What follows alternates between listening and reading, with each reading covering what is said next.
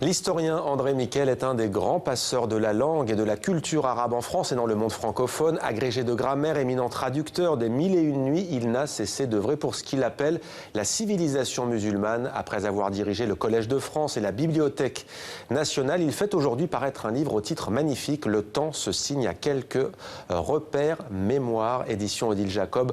Bonsoir André Miquel, bienvenue à vous sur TV5 Monde et merci d'être avec nous. Alors je me suis toujours demandé d'où vous est venue cette passion pour la langue arabe et j'ai découvert qu'elle était notamment, je dis bien notamment, née dans l'Égypte de Gamal Abdel Nasser. Racontez-nous. Ça a été la confirmation, mais par une voie que je n'avais pas prévue. J'étais là-bas en tant que responsable culturel dans ce qui s'appelait la République arabe unie, et je me suis retrouvé avec quelques diplomates accusés de divers méfaits, dont tentative de renversement du régime, association de malfaiteurs et même, pourquoi pas, tant qu'à y être, tentative d'assassinat du président Nasser. J'étais parti aller en Égypte pour me confirmer dans la pratique de l'arabe au moins classique, et la prison étant un lieu où l'on réfléchit, je me suis dit que décidément, c'était là qu'il fallait que je reste, ne serait-ce que pour protester contre le sort qui m'était fait et que pour dire un jour aux Arabes, vous vous étiez trompés sur mon compte. Et c'est là que je suis devenu définitivement arabisant. Et vous avez fait 5 mois de prison donc en Égypte, vous en avez même témoigné dans un livre, Le repas du soir. Alors vous qui êtes spécialiste, je le disais, de la littérature et de la civilisation arabe, on a le sentiment aujourd'hui que ces deux notions, au fond, sont effacées par une dimension plutôt religieuse, l'islam qui revient toujours dans le débat. Oui, c'est ce que nous vivons actuellement, mais ce que j'ai cherché, moi, dans la civilisation arabe classique, mettons des origines, enfin, de l'Arabie pré-islamique, pas tout à fait jusqu'au bout, mais enfin, jusqu'aux années 1200-1300, ce que j'ai cherché, c'est quelque chose qui me dise à moi quelque chose que j'attendais, autour des problèmes qui hantent l'humanité depuis qu'elle est sur Terre, à savoir le pourquoi de notre vie, l'interrogation sur l'au-delà, l'amour, la vie en société et le reste. Bien sûr, je ne pouvais pas faire l'économie de l'islam, puisque l'islam était le fondement de ce que j'étudiais, mais ce que je cherchais dans les textes, c'est quelque chose qui soit de toute façon au-delà pour me permettre de mieux me rapprocher. Le temps se signe à quelques repères, mémoire au singulier. Un mot d'abord sur ce titre magnifique, mais avec une ambiguïté. La signature à part entière, bien entendu, on appose une signature, mais aussi se signer quand on est chrétien et qu'on entre par exemple dans une église. Je vous dirais que je suis né de parents instituteurs, résolument laïcs, et qui ont passé leur retraite à visiter au moins sans doute un bon tiers des églises romanes de France. Et je pense que là aussi, les lieux, il n'y a pas seulement des églises, les lieux, c'est peut-être, pourquoi pas, une mosquée. Vous me faites... je vais prendre une diagonale, si j'ose dire. Je me suis retrouvé un jour seul, après avoir convaincu les concierges, à la mosquée de Cordoue avant son ouverture. Et j'ai été saisi dans ce lieu, saisi de quelque chose d'immense qu'on peut retrouver, j'en suis convaincu, dans tous les lieux qui sont dévoués à quelque chose qui dépasse l'homme. Quelque chose qui dépasse l'homme et qui en même temps le réunit à ses propres frères, toujours. Alors Cordoue que vous avez cité, mais aussi Palmyre, Addis Abeba, l'Auvergne également. On croise également dans votre livre des illustres personnages, Gorbatchev, Brodel, Bourdieu ou encore Strehler. Il y a des moments, il y a des chapitres, c'est chapitré, il y a des lieux, il y a des moments, des rencontres. C'est d'ailleurs très agréable. On peut très bien ouvrir une page au milieu du livre et commencer par celle-ci. On peut se lire dans le métro. Voilà, c'est ça, dans tous les transports publics notamment. Et pourquoi est-ce que vous avez choisi cette structure au juste, André Miquel ? Par hasard. En fait, c'est un livre, si j'ose dire livre, c'était des pages volantes que j'écrivais pour laisser, après moi, à ma famille, à mes petites filles et aux autres qui suivraient. Et c'est mon éditeur, en l'occurrence mon éditrice, Odile Jacob, qui m'a convaincu de publier. Ces textes qui n'étaient pas faits que j'avais fait uniquement pour la paix de mes très vieux jours.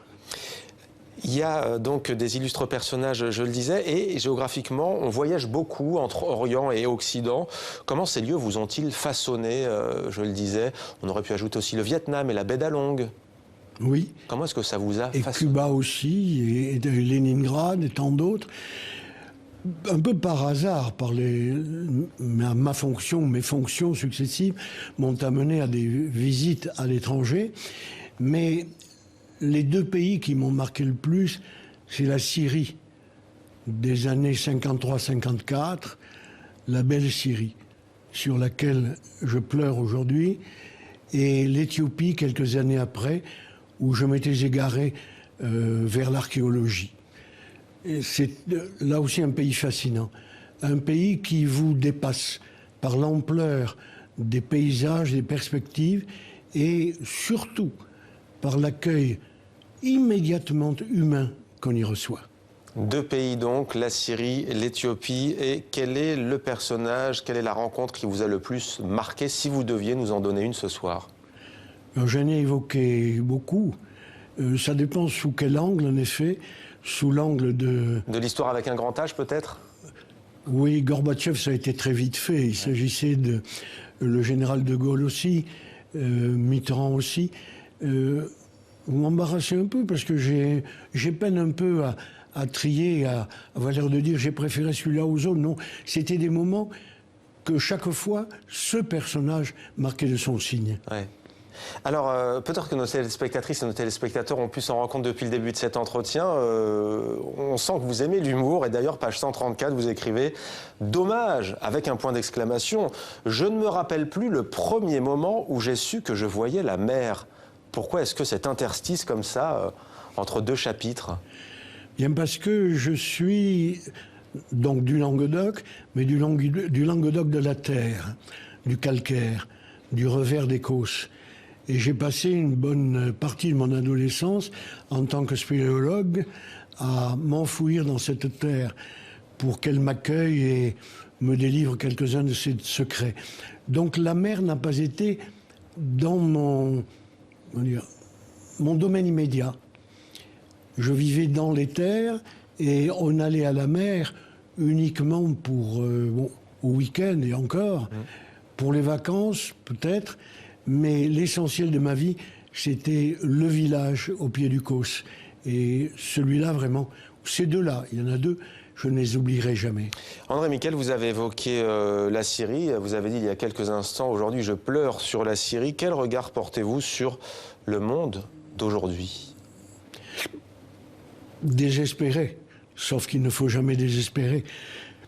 Mais il est vrai que tous ces moments de concorde, de fraternité que j'ai vécu dans ces pays arabes, en Éthiopie, mais dans ces pays arabes, compte tenu de ma discipline, compteront à jamais dans ma vie. Jamais. L'accueil, quand ma femme et moi nous promenions dans la Routa de Damas, que je faisais mes premiers pas en arabe, je m'essayais. Il y avait, je me souviens un jour, un vieux monsieur assis devant la porte de son jardin qui immédiatement nous a invités à prendre le thé, qui m'a fait parler arabe, me disant non, on ne dit pas comme ça, ou là vous avez fait une erreur. Et puis les merveilleux instants où on se confronte à la réalité d'un peuple, d'une civilisation et des personnes ou des personnalités qui l'incarnent. Mais comment est-ce qu'on passe, difficile de répondre, certes, en une question et une réponse, André Miquel, mais comment passe-t-on de ces illustres califes que vous avez racontés à travers de nombreux livres à cet émir, en tout cas ce calife autoproclamé, al-Baghdadi en Irak? Qu'est-ce qui s'est passé au fil des siècles pour que ce monde arabe, la civilisation musulmane, bascule dans ceci? J'essaie de comprendre. Je me suis longtemps demandé s'il n'y avait pas eu, dans l'histoire des Arabes, un phénomène de crainte. Pas au début, au moment des conquêtes. Mais je parle des Arabes, là, très précisément. Les Arabes sont maîtres du monde, enfin, du monde connu. En gros, notre Europe et une bonne partie de l'Asie occidentale.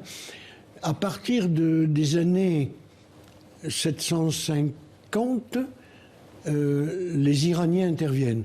C'est une autre civilisation qui arrive avec sa langue, mais qui joue le jeu de l'arabe et du Coran. Donc il n'y a pas de crainte fondamentale. La civilisation qui se transforme alors dans la grande civilisation du califat abbasside n'a pas de... Mais très vite des choses interviennent. Autour de l'an 1000, ce sont les Turcs qui prennent le pouvoir réel, le pouvoir religieux étant à part. Les Mongols arrivent ensuite. Et puis, il y a peu à peu la présence de l'Europe sur la mer et après par les armes au moment de la colonisation. Je pense que le monde arabe a subi un stress profond très tôt après son éclat. En tout cas, après l'an 1000, pour moi, ça me paraît très clair. Et c'est ce qui explique en partie ces remontées de révolte, de dépit ou de désespoir de l'époque d'aujourd'hui. Certaines voix, André Miquel, associent l'islam à la violence, au mot violence même. Ce serait intrinsèque, on l'a entendu après les attentats, même si ce n'est pas l'avis généralisé, bien entendu. Quel est votre avis à ce sujet, entre islam et violence? Que répondez-vous? Je dirais d'abord que toutes les religions ont un faible pour la violence à partir du moment où elles sont au pouvoir. La mienne, je veux dire le christianisme, ne s'est pas très bien comporté, c'est le moins qu'on en puisse dire, au cours de sa longue histoire. La Bible, l'Ancien Testament, est plein de violence. Quant à l'islam, moi j'ai toujours distingué les premières sourates du Coran, celles de la Révélation, qui sont des textes sublimes. J'ai traduit une sourate du Coran, bref, ça m'a pris 3 ans. Je me suis demandé au train où j'allais, je n'irai pas jusqu'à la fin de ma vie. Vous l'avez en tête, cette sourate? C'était la sourate El-Waqi'a, qui s'appelle L'événement, qui a été publiée chez François Jacob aussi. Et puis, cette civilisation s'est inscrite dans le siècle à partir du moment où l'islam s'est installé à Médine. Et là, comme toutes les religions, elle a dû composer avec les nécessités de l'heure, pour le meilleur quelquefois, et aussi, comme toutes les religions, j'insiste, pour le pire. André Miquel, le temps se signe à quelques repères. Mémoire au singulier, c'est aux éditions Odile Jacob. Merci beaucoup d'être venu témoigner sur notre plateau. Un livre à lire absolument si vous voulez comprendre le monde qui nous entoure aujourd'hui, notre passé également, pour mieux comprendre l'avenir. Merci à vous, André Miquel. Merci à vous.